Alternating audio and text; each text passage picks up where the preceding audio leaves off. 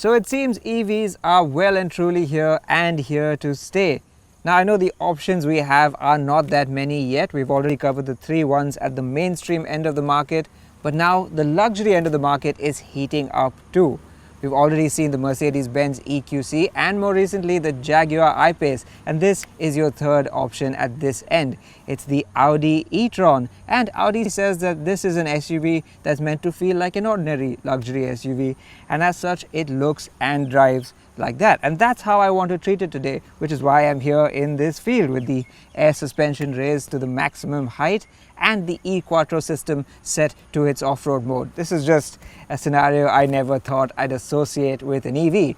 But let's face it, cars like this will spend most of their time out there on the tarmac, so that's where I'm going to head next.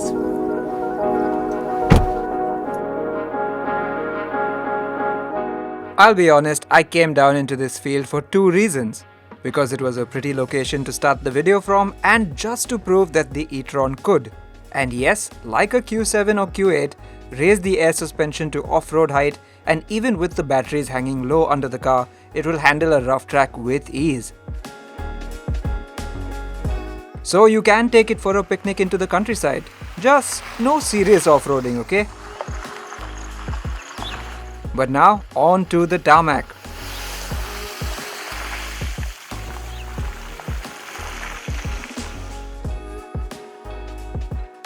Before we go any further though, if you like this video, please be sure to like it and share it with your friends. And if you haven't done so already, please subscribe to the Autocar India channel and click that bell icon to stay notified. And tell us what you think about the Audi e-tron down in the comments. Now first things first, I'm going to take it out of off-road mode and put it down into efficiency. Because even though I've driven this car for a little while earlier today, range anxiety is a real thing, let me just tell you. That said, the e-tron has you pretty well covered on that front. It uses a 95 kWh battery that's placed between the axles, and Audi says that's good for a WLTP rated range of 359 to 484 kilometers. Now that's a wide range of range, but we found in the real world it's more like 350 kilometers. In fact, we managed that 350 km in our Autocar India city range test run, driving the e-tron in efficiency mode with the AC set to 22 degrees Celsius. We use the wipers and headlights too, but those run on a separate 12-volt battery. Interestingly, on the highway run, we managed a slightly higher 382 kilometers of range. It must be noted that driving up inclines eats up range a lot faster, but conversely, coming downhill with the Regen switched on builds it back up too. And if you are in really dire straits, you can turn on range mode, which kills the AC and limits top speed to 90 kph, which can net you an additional 40 to 60 kilometers. And that unfortunately is just the reality of EVs, and you've always got to wonder where your next charging point is. It takes a little getting used to, but one thing's for sure, outstation trips are very much more of a planned event than they ever used to be. It's not impossible to take one of these cars on a long journey, but if you do, you gotta know where you're going to charge it on the way and that you have enough juice to come back. And speaking of charging, the e-tron can be charged via a standard 15 amp wall socket or an 11 kilowatt AC wall box charger provided by Audi. There's also the option to specify your e-tron with 22 kilowatt AC fast charging capability. When we use the 11 kilowatt charger, the e-tron replenished 90% of its battery from 10 to 100% in around 8 hours. However, we also charged it at a 25 kilowatt Tata powered DC public fast charger, and this showed a charging time of about 3 hours from 10 to 100%. A mere 15 minutes on this DC charger delivered about 8% of charge, enough for a range of about 25 to 30 kilometers, and this cost only 106 rupees. In fact, we calculate that on average a full charge from 0 to 100% at home would set you back just 900 rupees. Take that, petrol prices. But where were we? Oh yes, what's the e-tron like to drive? Let's start with the numbers first. This car produces 300 kilowatts or 408 horsepower and 664 Newton meters of torque. 0 to 100 comes up in a claimed 5.7 seconds, but guess what? Up against our testing equipment, we managed 5.5 seconds from this car. It's a real taste for just how quick EVs can be, and it comes in the form of not a sports car, but a large, comfy and heavy luxury SUV. The really amazing figures are 20 to 80 and 40 to 100 kph in rolling acceleration that simulates overtaking, which are in the low 3s. Because there's no gearbox in the way, the application of power is just instant when you put your foot down. But the e-tron's real party trick is not how quick it goes, but rather how natural it feels. Now, continuing Audi's brief that this is an EV that's meant to transition you over from internal combustion, even the way this car drives feels like that. As long as you have it in one of the more comfortable modes like efficiency or comfort, it feels very natural and like a regular petrol SUV. Power delivery is quite gentle and smooth, and you never feel overwhelmed by the amount of torque and how instantly it's delivered. One thing that would have made the transition from internal combustion easier would be a creep function, which moves the vehicle forward when you step off the brake pedal, as in most automatics. The steering is your typical Audi fare, which is quite accurate but perhaps not too feelsome. And that's just as well. It's nice and light so that it's very maneuverable in the city. The e-tron rides on air suspension as standard with 20-inch wheels and 50 profile tires, so there's a good amount of cushioning from the road. And the air suspension also means that you can clear speed breakers with confidence. You see, even though this is an SUV with decent ground clearance, the battery pack does hang quite low underneath the car. And we've experienced this on luxury EVs before, that the battery pack can scrape itself on tall speed breakers. But should you encounter a speed breaker like that, you can always lift the car on its air suspension. Although leaving it in just comfort mode or efficiency mode, we found that the ground clearance was plenty enough. So yes, it's comfortable, and because this car has a lot of weight weighing down on that air suspension, the ride isn't too floaty like you might find in a conventional air-sprung sedan or SUV. It's being weighed down, it remains quite controlled, but it also is very absorbent and takes care of a lot of the bumps. And of course, this being an EV, it's near silent. But I say near silent, and that's because Audi has actually injected some noise into the mix. You can hear that sci-fi sounding whir inside the cabin at all times, and Audi's sort of done that as an auditory cue to make you realize how fast you're going and how you're accelerating, because dead silence would have been just a little too numbing. Interestingly, there are external speakers that play a sound on the outside so that passers-by, animals, other traffic isn't caught unawares as you approach. You can hear a little bit of a sci-fi buzz outside the car, and I think that's actually quite cool. I did mention that in everyday driving, if you leave it in comfort or efficiency mode, this does feel like a traditional SUV to drive. But that all changes once you reach for the drive select button and put it into dynamic mode. Now this is where all those insane acceleration figures are possible. And even while you're rolling along, simply flatten your foot and you get pinned back quite firmly. Having put it in dynamic mode has also tightened up the suspension just a little bit, so going around corners it doesn't roll quite as much. But hey, this is no sports car, it still is a big, very heavy SUV. There is a slight advantage though, and that's because all the weight is concentrated very, very low down. The battery pack is between the axles after all, so it doesn't feel quite as top heavy as a traditional big luxury SUV. The steering also weighs up a bit more in dynamic mode, but again, in true Audi fashion, it's very positive, it's quite encouraging, but it isn't what you'd call exciting. So really, that's par for the course for a big Audi SUV then. In fact, I'd go as far as saying with its low center of gravity and instant torque, the e-tron is the best Audi SUV to drive that doesn't wear an RS badge. And I haven't even got to the really clever bit.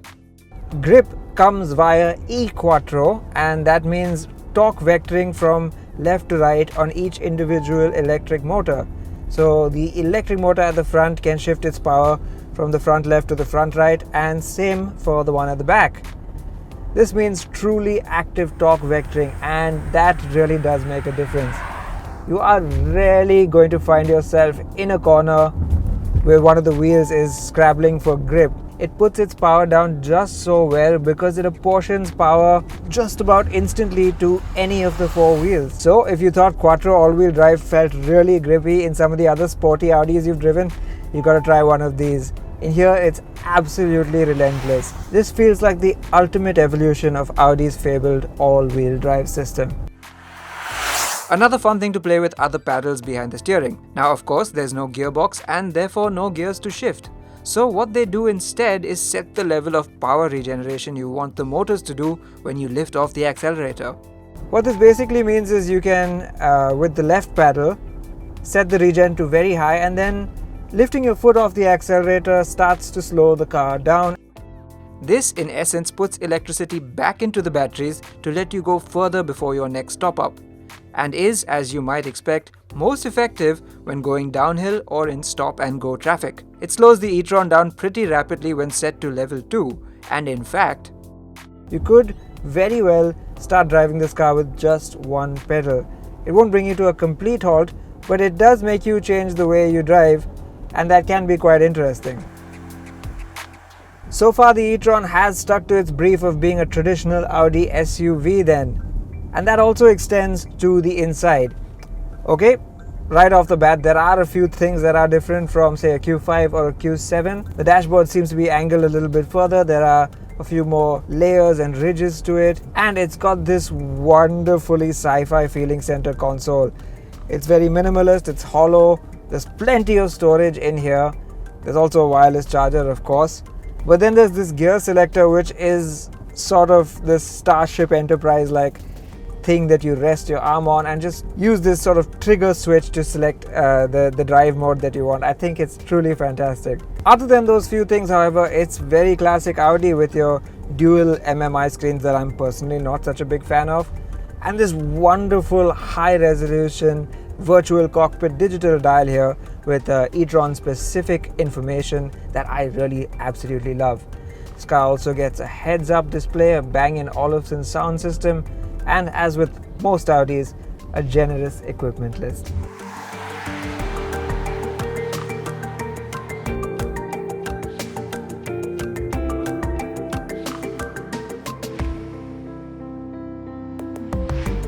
A cool if slightly gimmicky feature worth mentioning is the digital matrix LED headlamps, which project a small animated message in front of the car when it starts up or shuts down.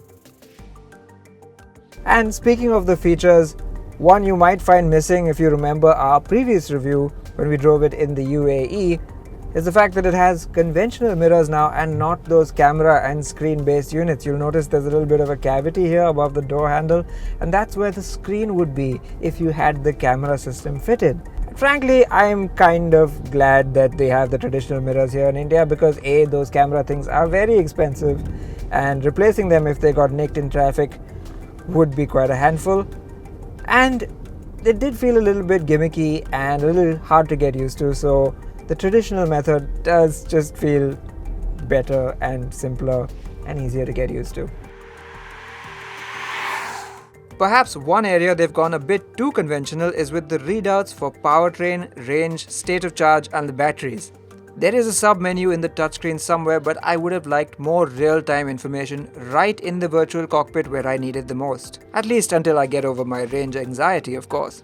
The other thing that feels quintessentially Audi is the sense of sheer quality inside this cabin. It is superb. The stitching, the leather, the brushed metal effect, even just the plastics that you see and touch are all of superb standard and put together just so well. Next, I want to tell you what the back seat is like, but on my way there, let's just have a look at what the Audi e-tron looks like. And well, once you get past this bold orange paint, you'll find that it's quite conventional. Unlike a Jaguar I-Pace, which shouts out its EV credentials with its rakish design, Audi as with everything else, wants this to look like a normal SUV.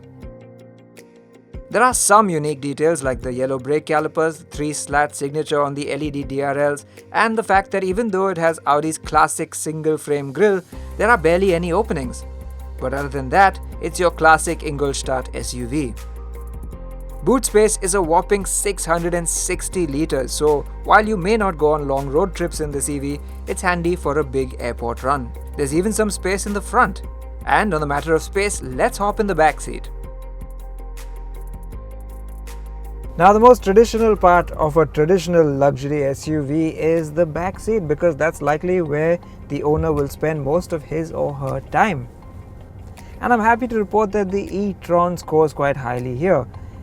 Again, it's because it doesn't stray too far from the norm and tries to give you that traditional luxury SUV experience that we know Audi for, that it does so very well. Space back here is a little bit more than what you get in an Audi Q5, but not quite as much as you get in a Q7 or Q8, and that's just about right. Headroom is really quite amazing, and you don't feel like you're sat overtly high like you do in some EVs because the battery pack is just below you. It feels just right. And to make your life a little bit more comfortable, Audi has also equipped this car with 4-zone climate control, so you can set 2 temperatures back here, sun blinds, and a rather large panoramic sunroof. The seat itself is very comfy, although I perhaps would have liked a little bit more recline angle from this backrest. So if you're the Saab sat in the back seat of this car, you're going to be very comfortable indeed. And that comfort is only added to by the refinement that comes with an EV. Audi has a bold target of selling 200 e-trons a year, and to do that, it not only has to be a good EV, but a good luxury SUV as well. And that's where this conventional approach should pay off. It's spacious and practical, the ride is excellent, and this could be your everyday car. Yes, long distance drives are usually part of an SUV's remit, and that's something you'll have to sacrifice here. But then that's the case with all EVs until the charging infrastructure improves. However, for urban use with a realistic range of 350 kilometers, the e-tron has you covered in luxury and style. So if you were on the fence about whether your next big luxury SUV should be powered by fossil fuel or electricity, the e-tron might just be the one to sway you over to the green side.